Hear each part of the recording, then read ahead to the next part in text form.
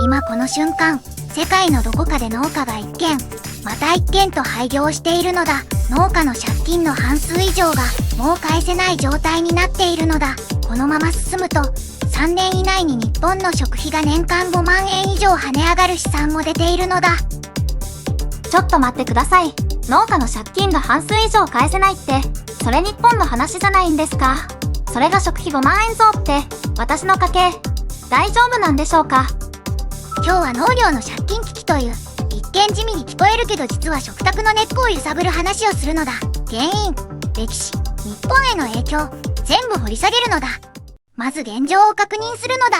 世界各国の農業金融データによると、農家が銀行や政府から借りたローンのうち、半数以上が回収不能と分類されているのだ。これは景気が悪いとか、ちょっと不作だったとかいうレベルじゃないのだ。構造的な崩壊が起きているのだ。回収不能って、銀行にとっては大損失ですよね。でもなぜそんなに一気に増えたんですか？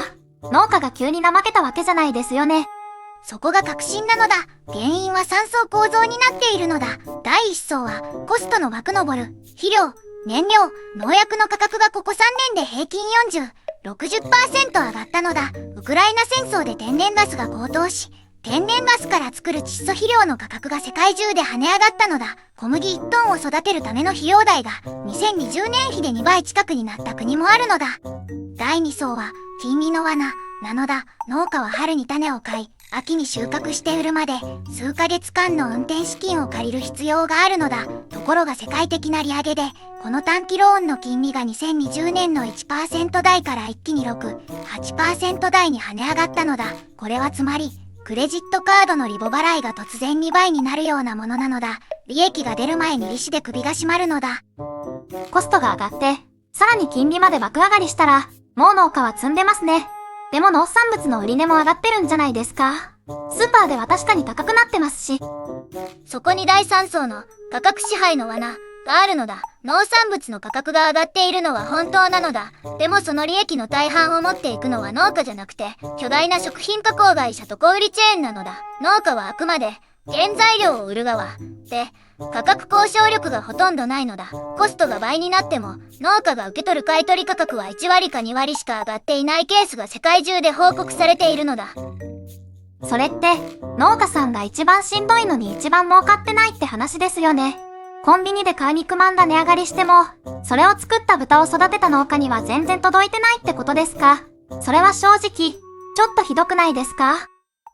その起こりは正しいのだ。そしてここで歴史を振り返ると、実は90年前に全く同じことが起きているのだ。1930年代のアメリカ、ダストボールと呼ばれる大干ばつと農業崩壊の時代なのだ。干ばつと過剰生産で農産物価格が暴落し、農家が次々と破産した。そして農地が巨大企業に買い占められ、家族農業が壊滅した。その結果、アメリカ全体の食料生産力が一時的に 30% 以上低下したのだ。90年前のアメリカの話が今と重なるっていうのは、どの辺が似てるんですか？干ばつはなかったとしても、驚くほど構造が同じなのだ。1930年代はコスト高騰と価格暴落の挟み撃ち。今は肥料、金利高騰と買取価格据え置きの挟み撃ち。そして決定的な共通点は農地の集約化なのだ。借金を返せない農家が土地を手放し、アグリビジネスの大企業や投資ファンドがそれを買い取るのだ。米国では今でもすでに農地の約 30% が投資ファンドの所有になっているというデータがあるのだ。1930年代との決定的な違いもあるのだ。当時は干ばつという自然の問題が引き金だった。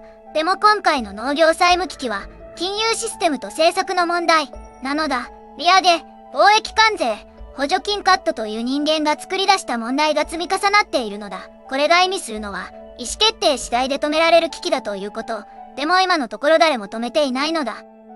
メディアではあまり大きく報じられていない気がします。農業の話って正直、地味に見えるからでしょうか。でもこれって実は食料安全保障の根本的な問題ですよね。その通りなのだ。そしてここからが日本に直撃する話なのだ。農業崩壊が食料価格に影響するメカニズムを説明するのだ。農家が廃業するとその農地の作物は消える。一時的に供給が減ると、小麦、大豆、トウモロコシの国際価格が上がる。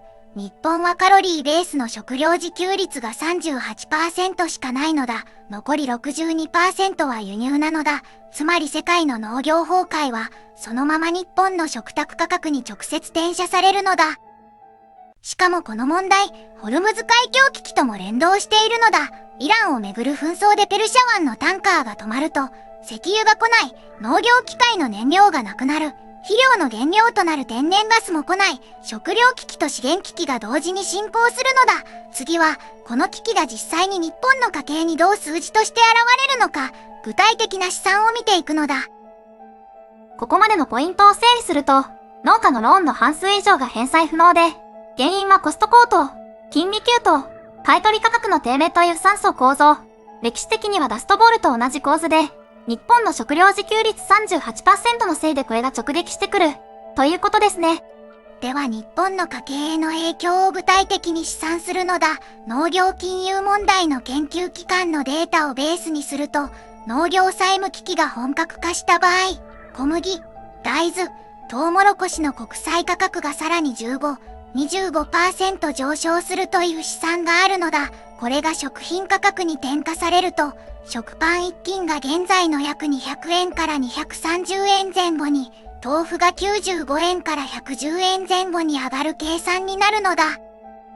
4人家族の年間食費で試算すると、現在の平均的な食費が月8万円程度として、穀物、加工食品、外食を含めた全体への波及を考えると、年間4万、6万円の増加になる可能性があるのだ。子供がいる40代の家庭にとっては、これに教育費が重なるから、かなり厳しい話なのだ。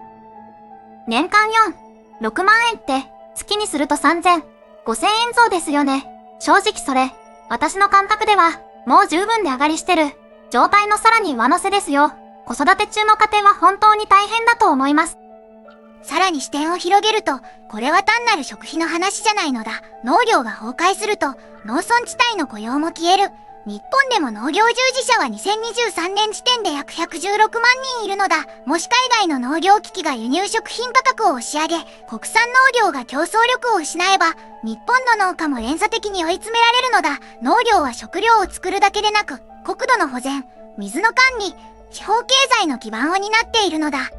先輩の解説を聞いてて思ったんですけど、私はむしろ日本がこの機会に食料自給率を上げる投資をすべきだと思います。農業債務問題への対策として補助金や金利優遇を整備すれば、農家を守りながら自給率も改善できるんじゃないですか。先輩はそこに希望はあると思いますか？それは本質的な問いなのだ。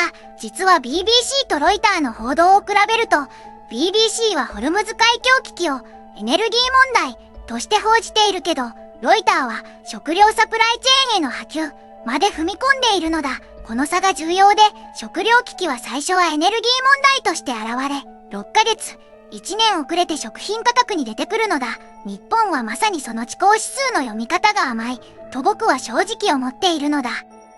冒頭で農家の借金の半数以上が返せないと言ったのだ。これは単なる農家個人の問題じゃなかったのだ。返せなくなった農家が土地を手放す。農地が投資ファンドに集約される。家族農業が消える。食料の安定供給が揺らぐ。食品価格が上がる。あなたの食費が年5万円増える。これが一本の糸でつながっているのだ。では今後のシナリオを2つ示すのだ。楽観シナリオは、各国政府が農業ローンの金利優遇や借金の一部免除に踏み切り、農家の廃業を食い止めるケース。この場合、食品価格の上昇は 10% 程度に抑えられる可能性があるのだ。悲観シナリオは、政策介入が遅れ農地集約化が加速するケース。この場合、3年以内に主要農産物が15、30% 高くなり、日本の食費は年後、8万円増になりうるのだ。僕の個人的な見立てを正直に言うのだ。今の政策の流れを見ると、楽観シナリオより悲観シナリオに近づいていると思うのだ。